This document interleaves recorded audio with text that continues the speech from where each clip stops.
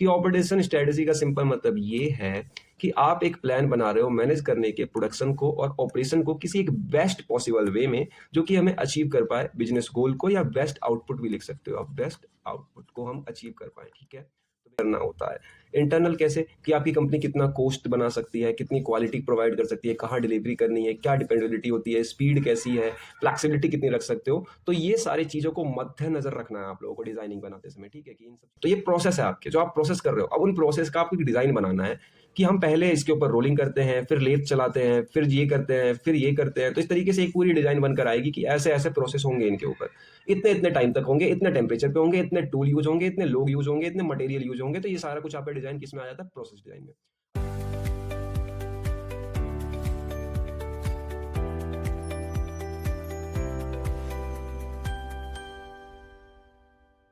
Welcome back दोस्तों, आप सभी का एक बार फिर से स्वागत है आपके अपने प्यारे चैनल एमए स्पेस के ऊपर, यानी मैकेनिकल विद आदित्य स्पेस। मैं हूं आदित्य ठाकुर और हम लोगों की एक सब्जेक्ट सीरीज चल रही है, that is nothing but industrial engineering. अब इंडस्ट्रियल इंजीनियरिंग का जो मैंने यूनिट नंबर 1 का पार्ट 1 है, पार्ट 2 है और ओवरव्यू लेक्चर है। ठीक है, ये तीनों ही बना दिए हैं और अपलोड भी कर दिए हैं इससे पहले वाले सेशन के अंदर। अगर आप लोगों ने अभी तक विजिट नहीं किए तो आई हाईली रिकमेंड कि पहले उन्हें देख लेना, वरना आपको आज का जो पार्ट है वो समझ में नहीं आएगा। आज जो मैं आप लोगों के लिए लेकर आया हूँ डैट इज नथिंग बट हमारा यूनिट नंबर 1 का पार्ट नंबर 3। यानी इससे पहले मैंने पार्ट 1 और पार्ट 2 जो बना के अपलोड कर दिए, उसके आगे का क्लास, उसके आगे का सेशन। ठीक है, हमारा सब्जेक्ट जो है उसका सब्जेक्ट कोड है BME 503। तो आप लोग थोड़ा सा ध्यान देना। और जो ये सब्जेक्ट है ये AKTU के लेटेस्ट सेमेस्टर लेटेस्ट सब्जेक्ट पे बेस्ड होने वाला है।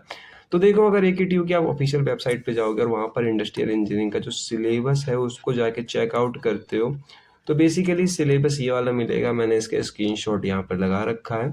तो जो ये सिलेबस है इसको मैंने खुद भी लिख रखा है, लिखा हुआ ये रहा। इसके अंदर मैंने आप लोगों को जो पिछले वाले लेसन के अंदर है, यहाँ पे मैंने बहुत कुछ पढ़ा दिया था आप लोगों को।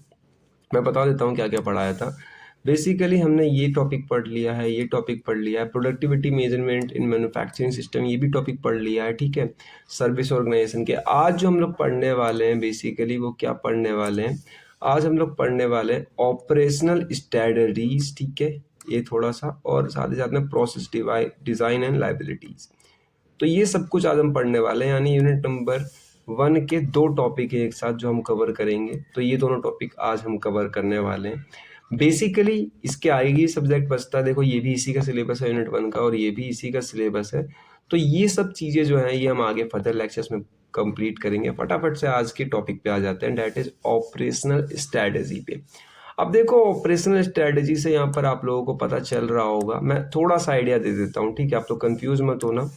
थोड़ा सा आइडिया देखो मैं यहाँ दे देता हूँ कि आपकी जो इंडस्ट्रियल इंजीनियरिंग है, ठीक है, इंडस्ट्रियल प्लांट है आप लोगों का, जिसके अंदर आप कुछ मैन्युफैक्चर कर रहे हो, कुछ बना रहे हो, तो वहाँ पे बहुत सारे ऑपरेशंस होते हैं। आप लोगों को पता होगा, ऑपरेशंस मतलब प्रोसेसेस कह सकते हो आप उनको, कि कभी कोई सामान आपको रॉ मटेरियल से मटेरियल में कन्वर्ट करना है, तो उसके लिए एक पूरा का पूरा प्लान होना चाहिए। ठीक है, आपने पिछले वाले में कैलकुलेट करना सीखा था प्रोडक्टिविटी को, लेकिन स्ट्रेटजी ऑपरेशंस की एक एक कैसे होगी, मतलब एक एक पार्ट को हम टुकड़ों में कैसे तोड़ के समझेंगे, ये सब कुछ हमें सीखना है, समझना है। ठीक है, एक एक पार्ट को हम ऑपरेशन को क्या है तोड़ तोड़ के समझेंगे। ये सब कुछ हम आज अपने इस वाले लेसन के अंदर, इस वाले पार्ट के अंदर सीखने वाले हैं।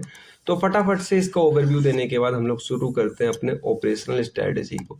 अब देखो, ऑपरेशनल स्ट्रेटजी जो है बेसिकली क्या होता है, एक लॉन्ग टाइम प्लान होता है, एक बहुत अच्छा प्लान होता है डिटरमाइन करने का कि आप एक ऑर्गेनाइजेशन को किस तरीके से चला रहे हो, उसके रिसोर्स कैसे यूज कर रहे हो, प्रोसेसेस क्या क्या यूज कर रहे हो, टेक्नोलॉजी कैसे है, लोग कैसे काम कर रहे हैं, फैसिलिटी, मतलब बेसिकली आप ऐसा समझो कि जो हमने प्रोडक्टिविटी देखी थी कैलकुलेट करने की, तो प्रोडक्टिविटी को वेल अरेंज करने का जो काम करता है वो करता है ऑपरेशनल स्ट्रेटजी। ठीक है, यहाँ पे जो आप बना रहे हो अच्छे तरीके से बन रहा है, एफिशिएंटली बन रहा है, कस्टमर खुश हो रहा है कि नहीं हो रहा है। तो बेसिकली यही चीज़ हम आज पढ़ने वाले हैं। एक एक चीज़ पढ़ेंगे डिटेल में, इसके टाइप्स पढ़ेंगे, कैसे हम स्टेप बनाते हैं वो सीखेंगे। सिंपल, आप अगर आपको सिंपल वर्ड में समझना है, बहुत ही आसान वर्ड में, तो एक लाइन के लिए भी लिख कर लाता हूँ मैं डेफिनेशन, कि ऑपरेशन स्ट्रेटजी का सिंपल मतलब ये है कि आप एक प्लान बना रहे हो मैनेज करने के प्रोडक्शन को और ऑपरेशन को किसी एक बेस्ट पॉसिबल वे में, जो कि हमें अचीव कर पाए बिजनेस गोल को, या बेस्ट आउटपुट भी लिख सकते हो आप, बेस्ट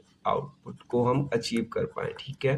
तो बेसिकली ये हो जाता है, मेरा डिज़ायर्ड आउटपुट कह सकते हो, डिज़ायर्ड आउटपुट कि हमें 5 साल में इतने प्रोडक्ट बना के बेच देने थे। तो इस तरीके से एक आपको एक रोड मैप बनाना पड़ेगा, आपको एक प्लान बनाना पड़ेगा, दैट इज ऑपरेशनल स्ट्रेटेजी।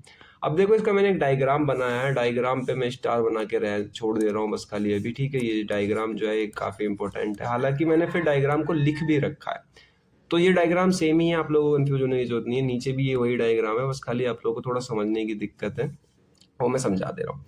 अब देखो ऑपरेशनल जो स्ट्रेटजी है उसके डायग्राम को मैंने, देखो ऑपरेशनल स्ट्रेटजी शुरुआत कैसे होती है। सबसे पहले आपके पास बिजनेस की एक ऑब्जेक्टिव होगी, एक गोल होगा, ठीक है, कि आपको ये चाहिए, ये आप कर सकते हो, आपके पास इतनी एबिलिटी है। फिर कस्टमर की कुछ रिक्वायरमेंट होंगी कि उनको ये चाहिए, और कम्युनिटीज प्रायोरिटीज, ये 3 चीज देखी जाएंगी सबसे पहले आप देखोगे अपने बिजनेस की ऑब्जेक्टिव्स की, आप क्या क्या कर सकते हो, कैसे कैसे कर सकते हो। दूसरा कस्टमर को क्या चाहिए, और तीसरा उसकी चीज़ के बारे में कंपेटर मतलब मार्केट की वैल्यू आप थोड़ा एनालाइज करोगे। जैसे आप ये 3 चीज़ कर लेते हो तो यहाँ पर आपको अपने कंपनी की जो है इंटरनल चीज़ों पे फोकस करना होता है। इंटरनल कैसे, कि आपकी कंपनी कितना कॉस्ट बना सकती है, कितनी क्वालिटी प्रोवाइड कर सकती है, कहाँ डिलीवरी करनी है, क्या डिपेंडेबिलिटी होती है, स्पीड कैसी है, फ्लैक्सिबिलिटी कितनी रख सकते हो। तो ये सारी चीज़ों को मद्देनज़र रखना है आप लोगों को डिज़ाइनिंग बनाते समय, ठीक है, कि इन सब चीज़ों पर हमें इंटरनल फोकस करना है। अब इंटरनल फोकस करने के बाद हमें फिर ऑपरेशनल डिसीजंस लेने पड़ेंगे कि कौन सा ऑपरेशन पहले होगा, कौन सा बाद में होगा, कौन सा देर में भी हो सकता है, कौन सा अभी ज़रूरी है, ठीक है। अब वो ऑपरेशंस कैसे कैसे हैं कि देखो हमारी कैपेसिटी कितनी है, इन्वेंट्री क्या है, प्रोसेस क्या है, और टेक्नोलॉजी क्या है। इन्वेंट्री मतलब स्टॉक इन हैंड, हम यूनिट नंबर 3 में ढंग से पढ़ने वाले हैं इन्वेंट्री को। इन्वेंट्री 3 या 4 के अंदर पूरी इन्वेंट्री ही है, तो जोन से यूनिट में आएगी उसमें पढ़ेंगे। बाद बाकी प्रोसेस हम पढ़ने वाले हैं नेक्स्ट इस वीडियो के लास्ट में भी पढ़ेंगे, ठीक है, इस लेसन के लास्ट में भी पढ़ेंगे। कैपेसिटी आपको पता चल गई, क्षमता कितनी है। जैसे मान लो आपकी कंपनी जो है 1 साल में, 1 ईयर में 15,000 प्रोडक्ट बना सकती है, और दैट इज योर कैपेसिटी, इससे ज़्यादा नहीं बना सकती, मैक्सिमम इतनी बना सकती है। प्रोसेस कौन सा चुन रहे हो ये आपको पता चली जाएगा कि जोन सा प्रोसेस सबसे सस्ता वाला है, आसान वाला है, कैपेबल है, गुड है, वो आप चुन लोगे। फिर इम्प्लीमेंटेशन, इन चारों चीज़ों की एक जगह पर इम्प्लीमेंटेशन। तो ये ब्लॉक डायग्राम आप भी बना सकते हो अपने कॉपी पे, बहुत अच्छे तरीके से बना सकते हो। मैं तो आपको डायग्राम भी दिया है, अगर आपको ये डायग्राम याद रहे तो आप ये वाला बना सकते हो। वैसे डायग्राम सेम ही है, लिखे हुए चीज समान है, इसका दिखने का डायग्राम थोड़ा फर्क है।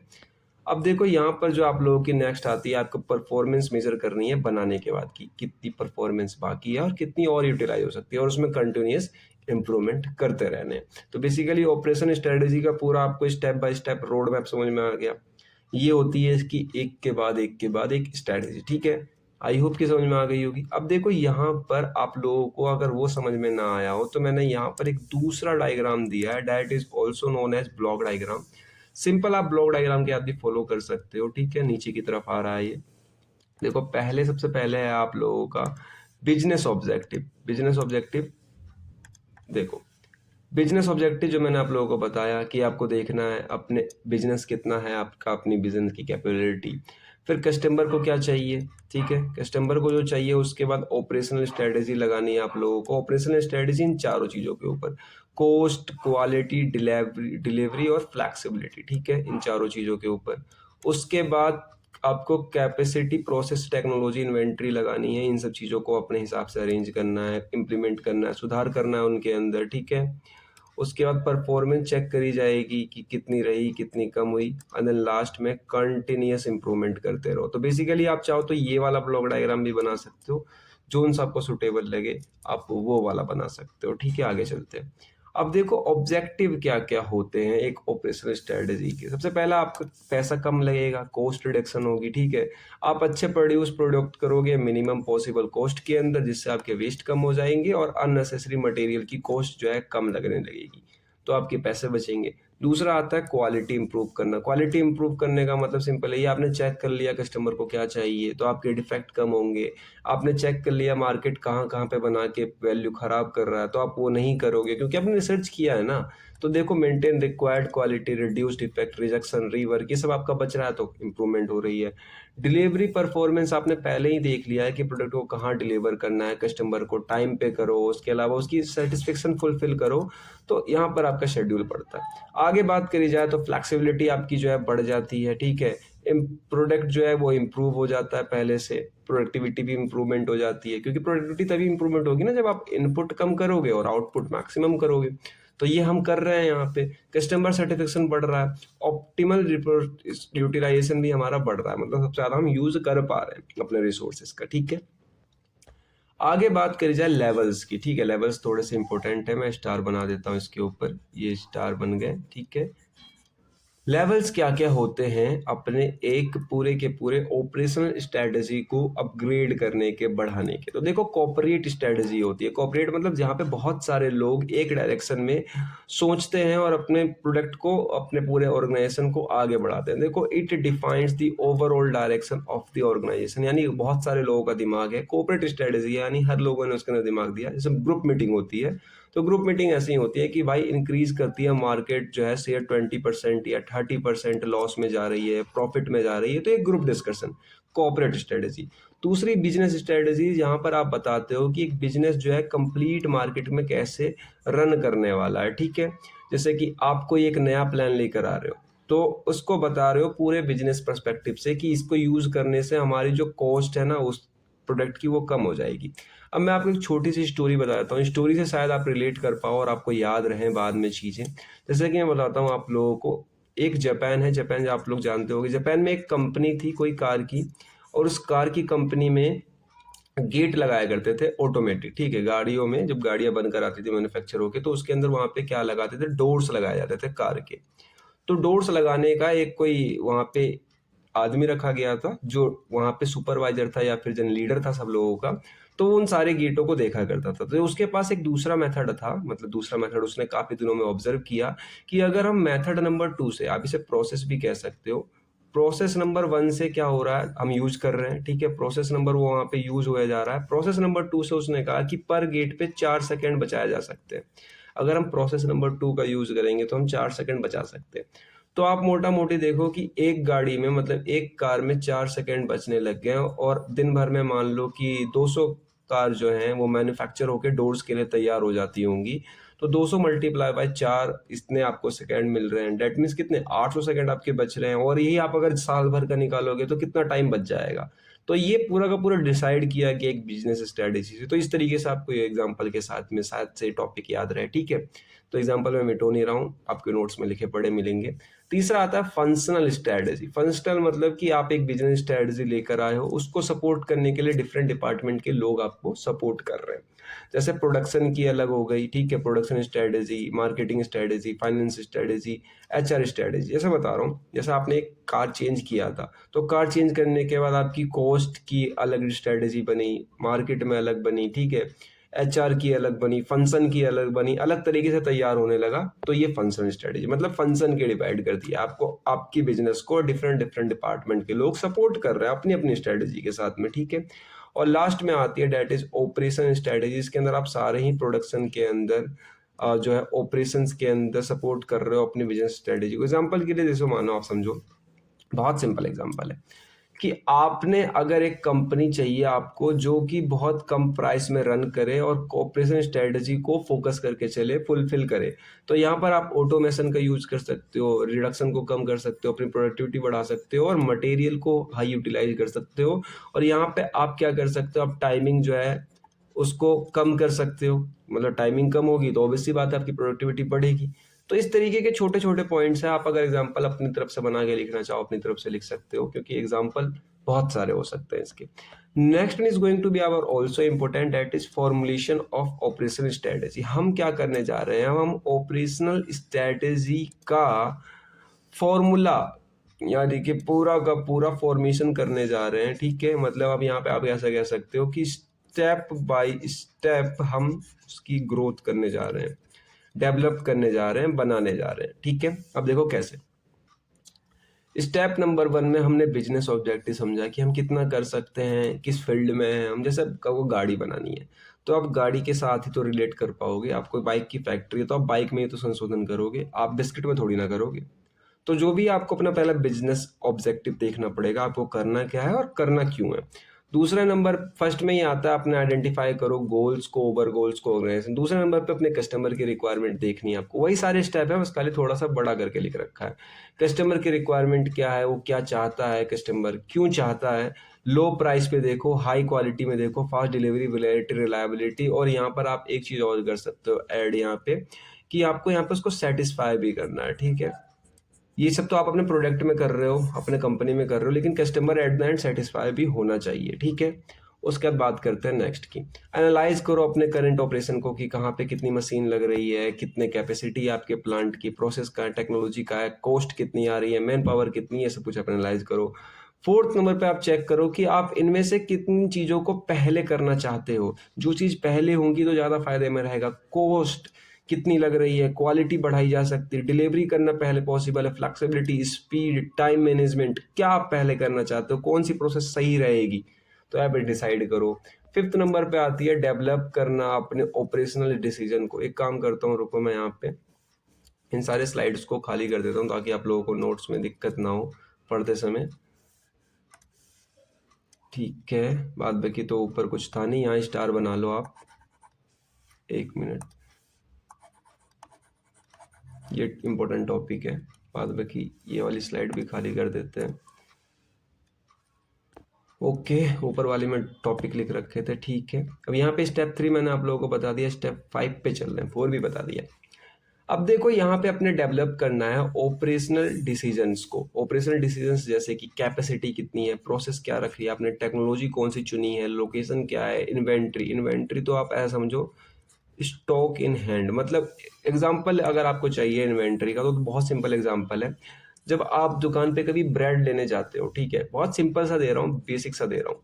ब्रेड लेने जाते हो तो उसके दुकान पे सिर्फ एक ब्रेड का पीस तो होता नहीं है, बहुत सारे होते हैं, 10 पीस, 20 पीस, जितने बिक जाए उसके एक दिन में उतना वो रखता है अपने पास। ऐसा ही बाइक भी कंपनियों के अंदर, मैन्युफैक्चरिंग प्लांट के अंदर स्टॉक में रखी हुई होती है, मतलब वो काम तो नहीं आ रही है लेकिन बनने के बाद स्टॉक में रखी हुई है कि हाँ अगर सडनली डिमांड आई तो हम बेच देंगे। तो इस तरीके की इन्वेंट्री, ठीक है, समझ गए, आई होप कि समझ गए होंगे।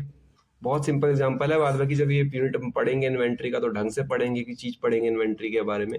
इम्प्लीमेंटेशन मतलब संशोधन, आप कितना सुधार कर रहे हो, सिलेक्टेड स्ट्रेटेजी को देखो, उसकी प्रैक्टिस करो, समझो कि कोई स्ट्रेटेजी अगर चेंज करने से हमें इंप्रूवमेंट बढ़ रही है तो आप और इम्प्लीमेंट कर सकते हो। देन लास्ट में परफॉर्मेंस को मेजर करो और फिर उसमें दोबारा से इम्प्लीमेंट करो, इम्प्रूवमेंट करो, चीज़ों को सुधारो, ठीक है। काइजन स्ट्रेटेजी फॉलो करो, काइजन इसी के ऊपर डिपेंड करती है।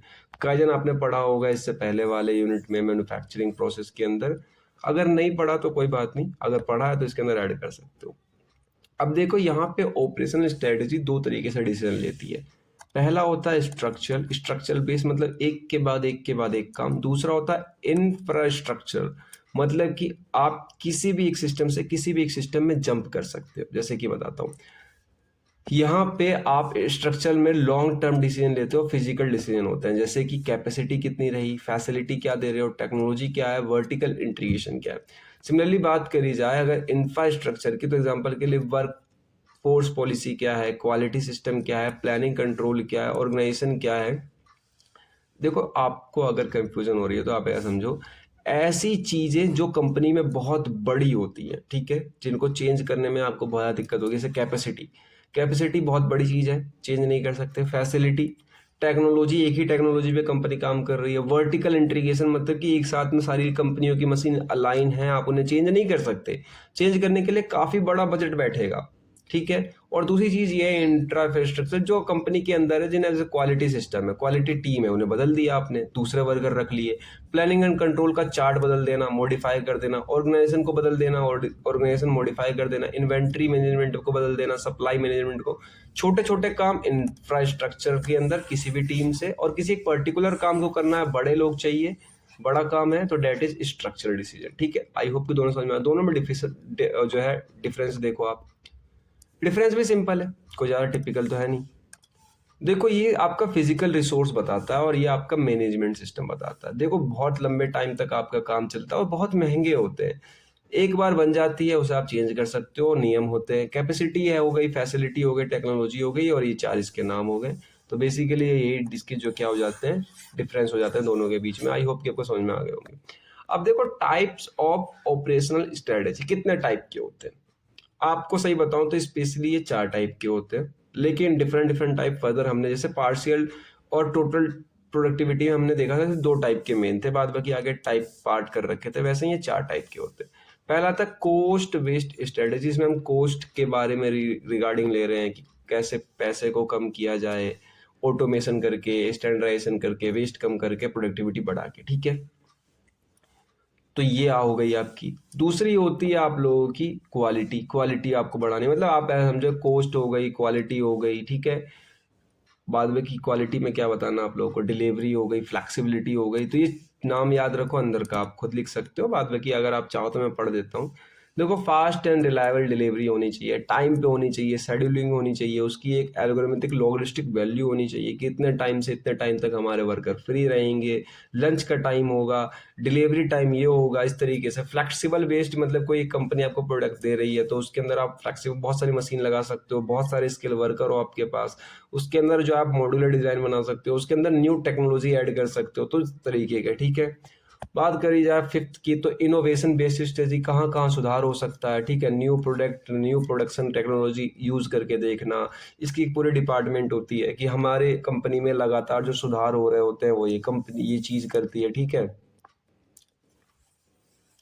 तो आई होप कि आप लोगों को ढंग से समझ में आ रहा होगा। वैसे ऐसा इसमें कुछ है नहीं टिपिकल सा जो मैं आप लोगों को बताऊं और आप लोगों को समझ में ना आए, बहुत आसान सब कुछ है। अब देखो इसके यहाँ पे ऑपरेशनल स्ट्रेटजी में और प्रोडक्शन स्ट्रेटजी में 2 डिफरेंस होती है। ऑपरेशन मतलब आप एक तरीके से समझो कि आपने यहाँ पे एकदम क्या करी है, प्रॉपर प्लानिंग करी है, उसके बाद उसके अंदर इनोवेशन किया है, ठीक है। और प्रोडक्शन स्ट्रेटजी में आपने प्लानिंग तो करी है कि कितने दिन में कितने प्रोडक्शन होंगे, कैसे गाड़ी जाएगी, क्या प्रोसेस रहेगा, लेकिन सिर्फ और सिर्फ आपने प्लानिंग करी है प्रोडक्शन के रिलेटेड में। मतलब आपको कितनी गाड़ियां प्रोड्यूस करनी है आपको पता है, कौन सा प्रोसेस से प्रोड्यूस करनी है आपको पता है, कितने टाइम में करनी है आपको पता है, लेकिन आपको ये नहीं पता इसमें सुधार कैसे करा जाए, इसमें चीज़ों को कैसे यूटिलाइज किया जाए, इसमें कहाँ और इम्प्रूवमेंट करने पे कहाँ पे और वैल्यू बढ़ सकती है। तो दोनों में मोटा मोटी डिफरेंस तो मैंने बता दिया, बात बाकी यहाँ देख लेते हैं। अब देखो यहाँ पे सबसे पहला पॉइंट कहता है कि ऑपरेशन स्ट्रेटेजी ने एक बॉर्डर कॉन्सेप्ट है, ब्रॉडर कॉन्सेप्ट है, और ये एक नैरो कॉन्सेप्ट है। प्रोडक्शन में आपने सिंपल एक प्लानिंग करी है और ऑपरेशन स्ट्रेटेजी में आपने दुनिया भर की प्लानिंग करी है, ठीक है। इंक्लूडिंग मैन्युफैक्चरिंग सर्विसेज सब कुछ आ जाता है उसमें, सिर्फ और सिर्फ मैन्युफैक्चरिंग आएगा क्योंकि आपने सिर्फ उसी की प्लानिंग करी है। यहाँ पे सारे ऑपरेशंस आ जाते हैं, यहाँ पे सिर्फ प्रोडक्शन की एक्टिविटीज आएंगी कि इस टाइम मशीन रुकनी है, इस टाइम मशीन चलनी है। जैसे एग्जांपल के तौर पे आप यहाँ पे देखो, सप्लाई चेन हो गई, इन्वेंट्री हो गई, कैपेसिटी हो गई, क्वालिटी हो गई, कॉस्ट हो गई, सब आपने ऐड किया है। और यहाँ पर सिर्फ आपकी प्रोडक्शन प्रोसेस कौन कौन से हैं और प्रोडक्शन कब से कब तक चल रही है, बस। यहाँ पे सपोर्ट ओवरऑल बिजनेस स्ट्रेटेजी, ये सिर्फ और सिर्फ मैन्युफैक्चरिंग के ऑब्जेक्टिव से बनाई गई है। तो दोनों के दोनों में आपको डिफरेंस आई होप कि समझ में आ गया होगा। तो चलते हैं आगे। अब देखो एडवांटेज है गुड ऑपरेशन स्ट्रेटेजी की, अगर आप अच्छी ऑपरेशन स्ट्रेटेजी यूज कर रहे हो तो क्या होगा, ऑब्वियसली बात है, प्रोडक्टिविटी यूज करते हो तो आपकी कंपनी आगे ग्रोथ में जाती है, तो यहाँ भी ग्रोथ में जाएगी। देखो इन्वेंट्री कम रखनी पड़ रही है, कॉस्ट आपकी कम हो रही है, क्वालिटी बढ़ रही है, हायर प्रोडक्टिविटी हो रही है, फास्ट डिलीवरी कर पा रहे हो, फ्लेक्सिबिलिटी बढ़ जा रही है, वेस्ट कम हो जा रहा है, ठीक है। आपकी प्रॉफिटेबिलिटी बढ़ रही है, ठीक है। उसका सस्टेनेबल कॉम्पिटिटिव एग्जांपल, आप मार्केट में एक दूसरे से लड़ पा रहे हो, मतलब कंपटीशन कर पा रहे हो, ठीक है। एक दूसरे से लड़ने का मतलब वो नहीं है, मार्केट में आप कंपटीशन कर पा रहे हो क्योंकि आपकी कंपनी जो है वो इनिशियली मजबूत है। दूसरे केस में देखा जाए तो लिमिटेशंस क्या है इनकी, अगर आप इसका यूज नहीं करोगे तो आपकी मार्केट में अगर डिमांड चेंज हो गई, चेंजिंग कस्टमर डिमांड मान लो सडनली चेंज हो गई, तो आपके पास इन्वेंट्री थी नहीं, आपने प्रॉपर प्लानिंग करी थी नहीं, आपको बहुत सारी डिफिकल्टीज आ सकती है। देखो रैपिड टेक्नोलॉजी चेंज, अचानक से कोई टेक्नोलॉजी मार्केट में बदल जाती है, लोग उसका यूज करने लगते हैं। एग्जाम्पल के लिए जैसे मान लो एआई आ गया, आप तो पहले तो मार्केट में किसी कंपनी के अंदर एआई का यूज नहीं हो रहा था, अब एआई से बहुत कुछ हो रहा है। तो अगर आप अपनी कंपनी में यूज नहीं करोगे, किसका, ऑब्वियसली बात है, एक उसमें स्ट्रेटेजी थी ना, innovation. Innovation strategy, operational strategy का एक सेक्शन था जिसका काम खाली यही था कि हर नए प्रोडक्ट को, हर नई टेक्नोलॉजी का यूज करके देखना। अगर आपने ऑपरेशनल स्ट्रेटजी नहीं बनाई है तो कोई आपकी कंपनी में नए प्रोडक्शन, नए प्रोड्यूस, नए टेक्नोलॉजी का यूज नहीं कर रहा है, तो आपको पता कैसे चलेगा कि मार्केट कैसे कैसे ग्रोथ कर रही है। तो आपको दिक्कत हो सकती है। यहाँ पे दिक्कत क्या होगी, बहुत पिछड़ जाएगी वो कंपनी, बहुत पिछड़ जाएगी, बहुत बैकलॉग खा जाएगी। हाई इन्वेस्टमेंट रिक्वायरमेंट चाहिए होगी, क्योंकि आपको हर बार नई चीज लगानी है, आपको नहीं पता कितना यूटिलाइजेशन, आप ज्यादा पैसा लगा दोगे, ठीक है। स्किल्ड मेन पावर शॉर्टेज हो जाएगी, यानी कोई वर्कर जो ज्यादा आप जिसको नॉलेज है वो आपकी कंपनी में रुकना क्यों चाहेगा, क्योंकि आपकी कंपनी कभी तो प्रॉफिट कर रही है, कभी नुकसान कर रही है, आपको पता ही नहीं है। सप्लाई चेन डिस्ट्रप्शन हो जाएगी, मतलब आपको नहीं पता कब डिलीवरी में 4 वर्कर पहुंच गए एक जगह पे और कहीं एक जगह भी नहीं पहुंच पा रहे हैं।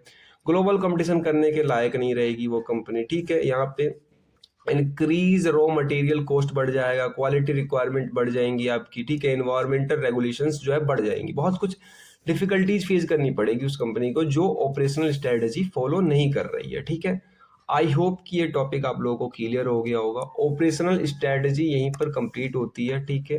ऑपरेशनल स्ट्रेटजी में आगे कुछ नहीं है, यहीं पे कंप्लीट होता है। हम नेक्स्ट टॉपिक पे जा रहे हैं। इस वीडियो के अंदर मैंने कहा 2 टॉपिक पढ़ेंगे। Next topic is going to be process design. अब देखो, प्रोसेस डिजाइन समझने से पहले आप लोग छोटा सा चीज समझो। जैसे देखो, आप लोगों के पास ये आपका पूरा का पूरा इंडस्ट्रियल प्लांट है, तो इंडस्ट्रियल प्लांट के अंदर बहुत सारे आपके पास क्या है, ऑपरेशनल स्ट्रेटेजी जो आपने पढ़ा। लेकिन इनके अंदर अगर आपका कोई मटेरियल इनपुट कर रहा है और आउटपुट कर रहा है, तो उसको आप किसी एक प्रोसेस से पास करा रहे हो। जैसे एग्जांपल के लिए मैं 2-3 एग्जांपल लिख देता हूँ। जैसे अगर आपकी कंपनी सीट बना रही है, स्टील की सीट बना रही है, तो वहां पे आपको कंप्रेशन करना पड़ रहा है। कंप्रेशन के लिए 2-3 होते हैं, एक तो रोलिंग होती है, रोलिंग के अलावा फोर्जिंग होती है, ठीक है। तो इस सारे प्रोसेस के नाम है। बेल्डिंग कर रहे हो, आप क्या कर रहे हो उन सामानों के साथ, तो ये प्रोसेस है आपके जो आप प्रोसेस कर रहे हो। अब उन प्रोसेस का आपको एक डिजाइन बनाना है कि हम पहले इसके ऊपर रोलिंग करते हैं, फिर लेथ चलाते हैं, फिर ये करते हैं, फिर ये करते हैं। तो इस तरीके से एक पूरी डिजाइन बनकर आएगी कि ऐसे ऐसे प्रोसेस होंगे इनके ऊपर, इतने इतने टाइम तक होंगे, इतने टेम्परेचर पे होंगे, इतने टूल यूज होंगे, इतने लोग यूज होंगे, इतने मटेरियल यूज होंगे। तो ये सारा कुछ आपका डिजाइन किस में आ जाता है, प्रोसेस डिजाइन में। अब ये प्रोसेस डिजाइन जो है, ये आप लोग कंफ्यूज मत हो ना। प्रोसेस डिजाइन किसके अंदर आता है, ऑब्वियसली बात है प्रोडक्शन इंजीनियरिंग के अंदर आता है। प्रोडक्शन जहाँ पे आप हर चीज प्रोड्यूस कर रहे हो, तो प्रोसेस भी तो वहीं पे बन रहा है, प्रोसेस वहीं पर बन रहा है, प्रोसेस वहीं पर बन रहा है, तो प्रोसेस डिजाइन जो है वहीं पर रहेगा, ठीक है। ये तो ओवरव्यू हो गया प्रोसेस डिजाइन का। आप थोड़ा डिटेल में पढ़ लेते हैं कि जो प्रोसेस डिजाइन होता है आप लोगों का वो क्या होता है। प्रोसेस डिजाइन एक सिस्टमेटिक प्लानिंग होती है, सिलेक्शन की, मेथड की, मशीन की, टूल की, मैन पावर की, मटेरियल की, सीक्वेंस की, ऑपरेशन की, required to manufacture a product efficiently, मतलब कि आप अच्छे तरीके से अपने प्रोडक्ट को क्या कर सको, मैन्युफैक्चर कर सको। उसके लिए आपको एक पूरी प्रॉपर प्लान बनाई गई है सामानों की। सिंपल डेफिनेशन समझना है आप लोगों को, तो सिंपल डेफिनेशन भी समझ सकते हो। सिंपल डेफिनेशन ये है कि प्रोसेस डिजाइन जो होती है वो आपकी मीनिंग होती है deciding how a product will be manufactured the best possible way. जो आपने प्रोडक्टिविटी में किया था ना, जो न्यूमेरिकल निकाले थे, जो आप ऑपरेशनल स्ट्रेटेजी में कर रहे हो, वही यहाँ पर कर रहे हो, लेकिन सिर्फ पर्सपेक्टिव चेंज हुआ है। पर्सपेक्टिव क्या हो गया, मैन्युफैक्चरिंग से रिलेटेड, ठीक है। अब देखो इसके ऑब्जेक्टिव क्या क्या होते हैं। सबसे पहला आपका जो है पैसा कम लगेगा, क्वालिटी बढ़ेगी, टाइम जो है कम लगेगा, मटेरियल हैंडलिंग बढ़े। मटेरियल हैंडलिंग जो है ना, हम आगे वाले फर्दर पार्ट में पढ़ रहे होंगे, यूनिट नंबर 1 के अंदर ही है। उसके बाद मशीन का आप अच्छे तरीके से यूटिलाइज कर पाओगे, मैन पावर का यूटिलाइज कर पाओगे, वेस्ट कम होंगे, आपकी एनर्जी कम निकलेगी, मटेरियल कम वेस्ट होगा, प्रोडक्टिविटी बढ़ेगी, इंश्योर करते हो आप सेफ कंडीशन को, सेफ वर्किंग को, और बहुत ही स्मूथ से लेके आपकी कंटिन्यूस प्रोडक्शन जो है प्लांट चलती रहेगी। तो these are the objective of the process design, ठीक है। वैसे तो आप अगर रिलेट करोगे तो आपको सारे टॉपिक में एक जैसा चीज दिखाई देगा, लेकिन बात यह है कि सबकी पर्सपेक्टिव अलग है। जैसे एक चीज में सिर्फ आप ये कर रहे थे कि प्रोडक्टिविटी बढ़ा रहे थे, दूसरे वाले में आप ऑपरेशनल स्ट्रेटजी पे फोकस कर रहे थे, तीसरे वाले में अब आप प्रोसेस डिजाइन पे फोकस कर रहे हो, ठीक है, मैन्युफैक्चरिंग पे प्रोसेस कर रहे हो। अब देखो स्टेप क्या होते हैं इसके, जैसे आपने सबके स्टेप पढ़े, इसके भी पढ़ने पड़ेंगे क्योंकि स्टेप इंपॉर्टेंट भी होते हैं, पूछे भी जाते हैं।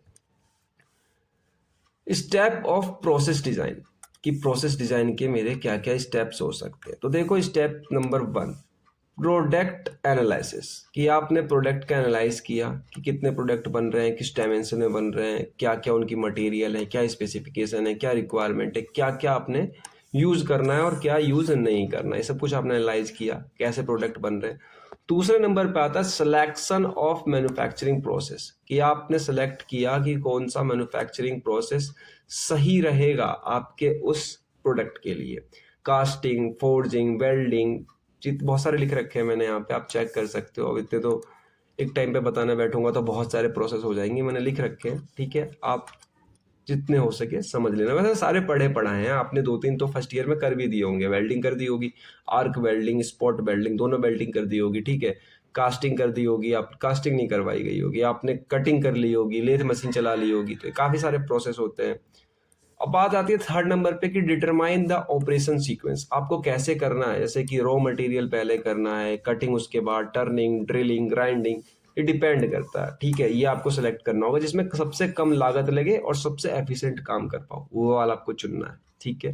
उसके बाद मशीन सेलेक्शन, आपको चेक करना है कि ये चीज़ें जो है, ये एक बार आपने इस मशीन पे करवाई, दूसरी बार दूसरी मशीन पे करवाई, तो आपको पता चलेगा कि कौन से मशीन पे कितना टाइम लग रहा है, कौन सी मशीन पहले रहेगी, कौन सी मशीन बाद में रहेगी। मशीन को सेलेक्ट करना कि कौन सी मशीन सही है अकॉर्डिंग टू रिक्वायर्ड ऑपरेशंस के लिए, ठीक है। लेथ की ज़रूरत है कि नहीं है, लेथ का काम किसी और मशीन पे भी हो सकता है, ग्राइंडिंग पे हो सकता है कि लेथ चाहिए ही चाहिए, इस तरीके के मशीन सिलेक्शन, ठीक है।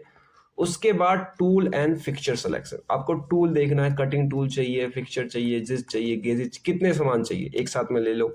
मटेरियल हैंडलिंग प्लानिंग, ये टॉपिक जो है ना, ये टॉपिक बहुत बड़ा टॉपिक है और ये टॉपिक अपने आप में मेरे 2 पार्ट खा जाएगा, मेरे ख्याल से 2 पार्ट में जाके कवर होगा और बहुत लेंथी टॉपिक भी है। तो यहाँ पे शॉर्ट में बता देता हूँ आप लोगों को। मटेरियल हैंडलिंग का मतलब ये है कि आपके जो प्रोडक्ट बन रहे हैं ना, भले वो आधे बने हो या पूरे बड़े हो, वो मिनिमम मिनिमम मूव करे, ठीक है। यानी ऐसा ना हो कि आपका ये प्रोडक्शन प्लांट हो गया, तो प्रोडक्शन प्लांट के अंदर एक प्रोडक्ट तो यहाँ है, फिर उसको आधा बनाकर हम आधा दूसरे कोने पे लेके जा रहे हैं, फिर बनाने के बाद यहाँ लेके जा रहे हैं।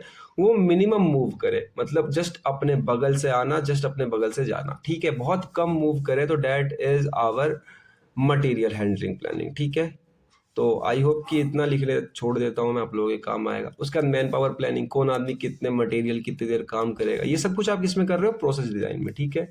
मैन पावर की प्लानिंग हो गई, कौन सा आदमी कितनी देर तक कितने मशीन पर कब तक काम करेगा, ये सब कुछ आप यहाँ पे डिसाइड करने वाले हो। इसके ऊपर मैं आप लोगों को एक ग्राफ बना के दे दूंगा। अभी ऐसे सारे स्टेप पढ़ लेते हैं, फिर मैं आप लोगों को एक ग्राफ दे दूंगा। फिर टाइम आपको देखना है, क्वालिटी कंट्रोल प्लानिंग देखनी है और प्रोसेस इंप्रूवमेंट देखना है, ठीक है। 10 पॉइंट्स हो गए यहाँ पर आप लोगों के। अब मैं यहाँ पर आप लोगों के लिए एक स्लाइड जोड़ के यहाँ पे ग्राफ बना के दे देता हूँ आप लोगों को, ताकि आप लोगों को कंफ्यूजन ना हो और आप पेपर में ग्राफ भी बना सको, ठीक है। तो बेसिकली यहाँ पे मैंने एक स्लाइड जोड़ ली है। स्लाइड में सबसे पहले आपको क्या करना है, सबसे पहले आप लोगों को जो चीज़ करनी है, डैट इज आवर रिक्वायरमेंट समझनी है। देखो यहाँ पे सबसे पहले आप लोग क्या कर रहे हो, अपने प्रोडक्ट की एनालिसिस कर रहे हो, ठीक है। मैं यहाँ पे सिंपल PA लिख देता हूँ, ठीक है। प्रोडक्ट की एनालिसिस करी, प्रोडक्ट की एनालिसिस के बाद आपको चेक करना पड़ रहा है उसके अंदर कि यहाँ पर आपको कौन सा प्रोसेस चुनना पड़ेगा इस प्रोडक्ट के लिए, सही रहेगा कि हम इस प्रोसेस से जाएंगे तो ये प्रोसेस हमारा बिल्कुल वेल डन है और हमारा सामान बन जाएगा। जब आप प्रोसेस चुन लोगे तो यहाँ पे आपको मशीनिंग का सीक्वेंस देखना पड़ेगा, ठीक है ना। Machining sequence, machining sequence. और जब मशीनिंग सीक्वेंस आप लोगों की कंप्लीट हो जाएगी तो आप लोगों को चेक करना पड़ेगा कि हमारे जो टूल्स हैं वो किस तरीके से, या मशीन सिलेक्शन मान लो, ठीक है। जो भी आपको पहले लिखना है वो लिख सकते हो, क्योंकि इसमें ऐसा नहीं है कि एक के बाद ही एक करना है। उसका खाली ध्यान रखना, नंबर 1 पे ये रहेगा, 2 पे ये रहेगा। मशीन सीक्वेंस से पहले मशीन सिलेक्शन भी लिख सकते हो, ठीक है। मशीन सिलेक्शन आपके ऊपर डिपेंड करता है। उसके बाद आप लोग चेक करने वाले हो, इसके बाद आप लोग चेक करने वाले हो कि उस प्रोडक्ट में टूल कौन कौन सी, अगर आप इन वैल्यूज को आगे पीछे लिखना चाहो लिख सकते हो, आई रिपीट, आगे पीछे लिखना चाहो लिख सकते हो, लेकिन नंबर 1 पे इसे लिखना, 2 पर इसे लिखना। टूल कौन कौन से यूज हो रहे हैं, टूल्स जो हो गए आप लोगों के, ठीक है। उसके बाद आप लोग चेक करने वाले हो कि मटेरियल के अंदर मैन कितने लग रहे हैं, पावर कितनी लग रही है, ठीक है। मैं यहाँ लिख देता हूँ, देखो यहाँ पर आप लोगों का टाइम कितना लग रहा है, मैन कितना लग रहा है, रिसोर्स कितना लग रहा है, ठीक है। ये सब कुछ आप अरेंज कर सकते हो, कॉस्ट कहाँ लग रही है, देन फाइनल यहाँ पर आप लोगों का आउटपुट हो जाने वाला है। तो इस तरीके से आप अपना 10 पॉइंट्स का मिला के एक ब्लॉक डायग्राम बना लेना, और ब्लॉक डायग्राम काफ़ी अच्छा दिखाई देगा। मैंने कुछ पॉइंट्स स्किप कर दिए क्योंकि आप पहले भी पढ़ोगे, बाद में भी पढ़ोगे। जैसे क्वालिटी कंट्रोल प्लानिंग नहीं लिखा मैंने इसके अंदर, ठीक है। प्रोसेस इंप्रूवमेंट नहीं लिखा। तो 10 पॉइंट्स हैं, आप लोग अपने अच्छे तरीके से ब्लॉक डायग्राम बना के सजा लेना। बाद के ऊपर भी दे दिया और मैंने ये ब्लॉक डायग्राम भी दे दिया आप लोगों को। अब आगे चलते हैं, टाइप्स ऑफ प्रोसेस डिजाइन। अब देखो टाइप्स जो होते हैं ना, बेसिकली 4 होते हैं। इससे पहले भी आपने पढ़ा होगा प्रोडक्शन प्लांट के अंदर, ठीक है। पहला आता है जॉब, एक मिनट, पहला आता है जॉब, दूसरा आता है कंटिन्यूस, ठीक है। कंटिन्यूस के अलावा आता है आप लोगों का बैच, बैच में आपके सारे सामान निकल रहे हैं, कंटिन्यूस निकल रहे हैं, जॉब निकल रहे हैं या मास में निकल रहे हैं। याद आया आप लोगों को? ये 4 पॉइंट मैंने यूनिट नंबर 1 के पार्ट नंबर 1 में अच्छे से पढ़ाए थे। वही 4 है, उन्हीं चारों के ऊपर हम प्रोसेस डिजाइन बनाते हैं, ठीक है। वैसे तो ये 4 नहीं होते हैं, 3 ही होते हैं, एक के 2 पार्ट होते हैं। अगर आप लोगों को ढंग से याद आ रहा है, आप लोगों ने ब्लॉक डायग्राम पढ़ा होगा तो देखो पहले नंबर पे आता है जॉब प्रोडक्शन। जॉब मतलब ऑब्वियस सी बात है, जब आपको कोई एक सामान मिले और वो काफ़ी ज़्यादा बड़ा सामान हो, किसी स्पेशल पर्पस के लिए बना हुआ हो, ठीक है, कोई मशीन हो स्पेशल, या फिर आप ऐसा कह सकते हो कि कोई कंबाइन स्ट्रक्चर है जिसके अंदर काफ़ी सारे लोग कस्टमाइज करवा रहे हैं, ठीक है। तो इस तरीके के सामान को हम क्या कहते हैं, इस तरीके के सामान को हम कहते हैं जॉब वाला। इसके बारे में डिटेल से इसलिए बता रहा हूँ, अगर आप लोगों को इसको डिटेल से पढ़ना है तो आप लोग जाके यूनिट नंबर 1 का पार्ट नंबर 1 देख सकते हो, वहाँ मैंने डिटेल से पढ़ा है। यहाँ आई टैब पे मैं लिंक लगा दे रहा हूँ। दूसरे नंबर पे आता है बैच प्रोडक्शन। बैच प्रोडक्शन मतलब एक साथ आप कई सारे बैच प्रोड्यूस कर रहे हो, ठीक है। कई सारे प्रोडक्ट प्रोड्यूस हो रहे हैं। जैसे बिस्किट के एग्जांपल में से पार्ले जी हो रही है आप लोगों की। जूते के एग्जांपल ले लो, जूते में काफ़ी रंग के, डिज़ाइन के सारे प्रोडक्शन आपके एक साथ हो रहे हैं, बैच में हो रहे हैं, ठीक है। जैसे यहाँ पे लिख भी रखा है मैंने, फार्मेटिकल प्रोडक्ट्स, यानी कि कोई आपकी फार्मेसी के या गारमेंट्स कपड़े प्रिंट हो रहे हैं, इस तरीके के सब अलग अलग डिज़ाइन के, ठीक है। उसके बाद आती है मास प्रोडक्शन। मास प्रोडक्शन मतलब कि आपके पास एक साथ में काफ़ी सारे प्रोडक्ट एक ही क्वालिटी के प्रोड्यूस हो रहे हैं। जैसे कि एग्जांपल के लिए आप ले सकते हो, घड़ी डिटर्जेंट का जो होता है हम लोगों का एक पूरा प्रोडक्शन प्लांट होगा जहाँ पे घड़ी साबुन बन रही है, ठीक है। तो वो एक जैसे ही बन रही है सारे के सारे, उसमें कुछ डिजाइन रंग तो डालना नहीं है, सब एक जैसे रंग के बन रहे हैं, सारे डिटर्जेंट एक जैसे बन रहे हैं। जैसे ऑटोमोबाइल हो गए एग्जाम्पल के लिए, वैसे अगर मैकेनिकल पे आओगे तो ऑटोमोबाइल हो गई, हाउस होल्ड हो गए, एप्लीकेशंस हो गए, ठीक है। ऐसे इंजन बन रहा है तो सब एक जैसा बन रहा है, ठीक है। तो basically mass production. Continuous production ऐसा जो 24 घंटे चल रहा है, ठीक है, 24 घंटे और 7 दिन चल रहा है, जो रुक नहीं रहा है, दिन में भी चल रहा है, रात में भी चल रहा है, काफी टाइम तक चल रहा है। जैसे तेल को छानना हो गया, सीमेंट बनाना, केमिकल इंडस्ट्रीज हो गई, तो ये सारी ऐसी प्रोडक्शन प्लांट जो लगातार चल रही है। तो इन सब की डिजाइन करनी पड़ती है आपको कि कैसे कैसे करना। 4 तरीके के प्रोसेस डिजाइन हो गए। एग्जाम्पल अगर आप लेना चाहो तो बहुत सिंपल एग्जाम्पल है कि जैसे मान लो आपने कोई एक मैन्युफैक्चरिंग क्या किया है, सिंपल साफ्ट लिया है, मैन्युफैक्चरिंग सिंपल साफ्ट आपको बनाना है। एक बहुत सिंपल साफ्ट क्या होता है, अब देखो साफ्ट होता ये है, देखो मैं यहाँ पे सिलेंड्रिकल एक एलिमेंट चुन ले रहा हूँ, डेट्स इट। ये तो जो साफ्ट होता है, अरे ये तो इसे रोटेट करवाना पड़ेगा, हो रुको एक मिनट। साफ्ट बेसिकली क्या होता है, मैं खुद ही बना देता हूँ अपने हाथ से। बेसिकली साफ्ट ऐसा होता है, एक साफ्ट, इस साफ्ट के अंदर एक एक्सिस होती है, इस एक्सिस पे रोटेट करता है गाड़ियों के अंदर। आप लोग टोम के अंदर, मैकेनिक्स के अंदर, एमडी के अंदर साफ्ट के बारे में ढंग से पढ़ते हो। इसका जो डायमीटर होता है डैट इज छोटा डी, इसकी लेंथ होती है एक, है ना, एल लेंथ का। तो ये साफ्ट आपको बनानी है किसी मैन्युफैक्चरिंग प्रोसेस के अंदर, ठीक है, प्रोडक्शन प्लांट कह सकते हो। पहले आपको रॉ मटेरियल चाहिए, स्टील का बनाना है, एल्यूमिनियम का बनाना है, या किसी ब्रॉन्ज मटेरियल का बनाना है। उस पर कटिंग करनी पड़ेगी, टर्निंग करनी पड़ेगी, ड्रिलिंग करनी पड़ेगी, ग्राइंडिंग करनी पड़ेगी, फिर चेक करना पड़ेगा, फिर सामान फिनिश हो जाएगा। तो ये एग्जांपल है आप लोगों के लिए। और इसमें सारे के सारे ऑपरेशन है वो कैसे सिलेक्ट हो रहे हैं, तो ऑब्वियस सी बात है, ऑपरेशन सीक्वेंस की हेल्प से सिलेक्ट हो रहे हैं। मशीन कहाँ लगनी है, टूल कहाँ लगनी है, वर्कर कहाँ लगने हैं, टाइम कहाँ लग रहे हैं, इंस्पेक्शन कब होना है, और इसी को हम कहते हैं प्रोसेस डिजाइन। तो बेसिकली आप लोग को यहाँ पे पूरा का पूरा आइडिया लग गया होगा प्रोसेस डिजाइन क्या होता है। अगर अभी भी कोई डाउट है तो आप लोग मुझे कमेंट करके बता सकते हो। मैंने ज़्यादा बड़े बड़े लेक्चर्स इसलिए नहीं बनाया ताकि आप लोग कंफ्यूज ना हो। छोटे छोटे लेक्चर आप लोग अपने नोट्स बना सकते हो साथ में, मेरे पढ़ाते साथ में भी, या वीडियो पॉज़ करके, या टेलीग्राम से पीडीएफ डाउनलोड करके। तो बेसिकली आप लोगों को हर तरीके की सुविधा मैं दे रहा हूँ। छोटे-छोटे वीडियो हैं, आप लोगों का जो है पढ़ने से मन वैसा नहीं होगा कि बहुत पढ़ लिया आप छोड़ देते। वैसा वाला कुछ फीलिंग नहीं आएगी। छोटे-छोटे लेक्चर आप एक आज देखो, एक कल देखो, धीरे-धीरे इंडस्ट्रियल खत्म करते रहो। अब देखो आज के लेक्चर में जितना था मैंने आप लोगों को सब कुछ पढ़ा दिया। थैंक यू सो मच यहाँ तक देखने के लिए। अगर आपको आज के लेक्चर के नोट चाहिए या पहले लेक्चर के नोट चाहिए, तो मैं आप लोगों को वो नोट्स जितने भी हो जाते हैं वो सारे के सारे यूट्यूब पे तो नहीं दे सकता, इसलिए मैंने उन सारे नोट्स के लिए जो है अपना एक टेलीग्राम चैनल बनाया है। और टेलीग्राम चैनल की लिंक जो है वो डिस्क्रिप्शन में मिल जाएगी आप लोगों को। डिस्क्रिप्शन से जाके आप लोग ज्वाइन कर सकते हो। और अगर इसके आगे के पार्ट आप लोगों को देखने हैं तो आप लोग जो है टेलीग्राम चैनल ज्वाइन करना चाहे मत करना, चैनल सब्सक्राइब कर लेना, क्योंकि आगे के पार्ट मैं चैनल पे ही डालूंगा। अगर आप लोग सब्सक्राइब नहीं करोगे तो आपको नोटिफिकेशन नहीं आएगी, आपको वीडियो खोजना पड़ेगा, बहुत मेहनत लगेगी।